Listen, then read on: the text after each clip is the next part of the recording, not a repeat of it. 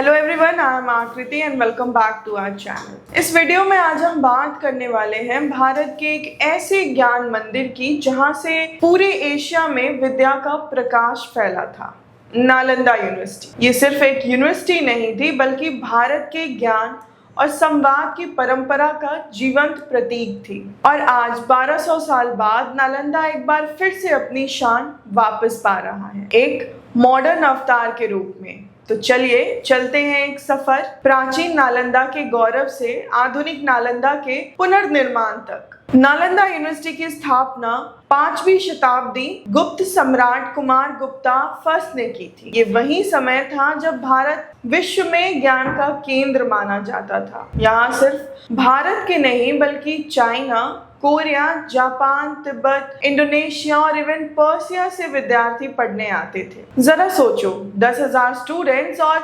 2,000 से ज्यादा टीचर्स एक साथ, और subjects grammar, logic, philosophy, mathematics, medicine, astronomy, astrology और बुद्धिज्म के अलावा और भी कई विषय यहाँ थे। नालंदा का लाइब्रेरी तो अपने आप में एक वंडर था। 3 बड़े लाइब्रेरीज, रत्नासागरा, रत्नारंजाका और रत्नोडाढ़ी। कहा जाता है रत्नोडाढ़ी एक 11 स्टोरी बिल्डिंग थी जिसमें लाखों की संख्या में ग्रंथ थे। पर सबसे दुख भरी बात यह है कि 1193 में बख्तियार खिलजी के आक्रमण में ये सब कुछ जल गया। किताबें इतनी ज्यादा थी कि कहा जाता है आग कई महीने तक जलती रही। उसके बाद नालंदा धूल में मिल गया और भारत का एक ज्ञान युग समाप्त हो गया। लेकिन जैसे कहा गया है ना, ज्ञान कभी मरता नहीं, बस पुनर्जन्म लेता है। भारत के राष्ट्रपति डॉक्टर APJ अब्दुल कलाम ने बिहार विधानसभा में एक विजन रखा कि नालंदा को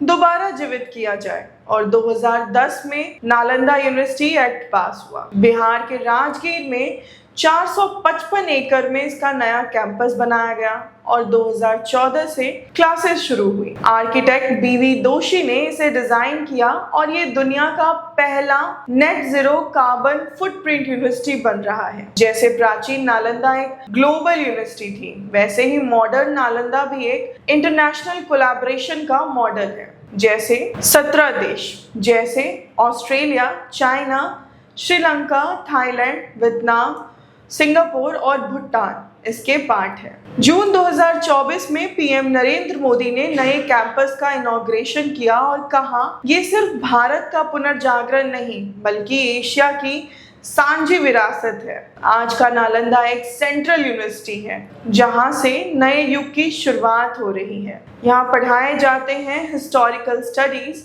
ecology and environment, Buddhist studies and comparative religion, languages and humanities, management studies और योगा, संस्कृत, कोरियन जैसी लैंग्वेजेस भी। यहाँ के स्टूडेंट और टीचर्स दुनिया के अलग अलग कोनों से आते हैं। ट्रूली एक global learning hub. Modern Nalanda का विजन सिंपल है, ज्ञान और मूल्यों का संगम, सस्टेनेबल डेवलपमेंट और ह्यूमन वैल्यूज पर।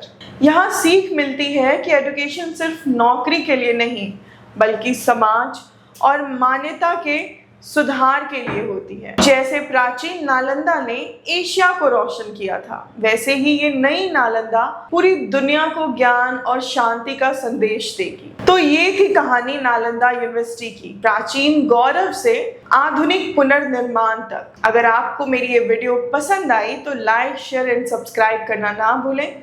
Thank you.